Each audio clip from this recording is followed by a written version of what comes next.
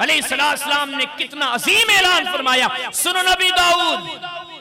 کتاب الادب باب حسن الخلق، وہ نبی کہ فرمایا والنجم اذا هوى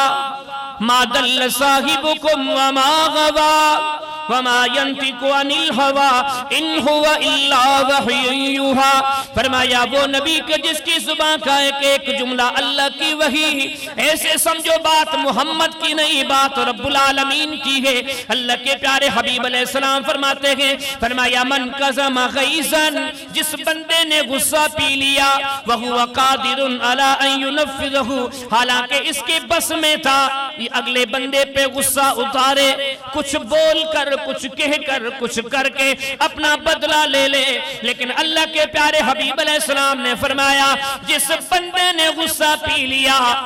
طاقت کے ہوتے ہوئے اس کو معاف کر دیا. اللہ کے پیارے حبیب علیہ السلام فرماتے ہیں دعاہ اللہ یوم القیامہ، قیامت کے دن اتنے سارے مخلوق کے سامنے، فرمایا جنات بھی ہوگی، انسان بھی ہوں گے، درندے چرندے پرندے بھی ہوں گے، نوری بھی ہوں گے، ناری بھی ہوں گے، اتنی ساری مخلوق کے بیچ میں اس بندے کو بلایا جائے گا. اللہ کے پیارے حبیب علیہ السلام فرماتے ہیں نہ ہی بلایا جائے گا بلکہ اس بندے کے جنتی ہونے کا اعلان کیا جائے گا اور کہا جائے گا حتی یخیرہ من الحور العین، کہا جائے گا اتنی بڑی جنت میں سے جس حور کو پسند کر دے اللہ کی طرف سے، وہ حور تیری بیوی ہے.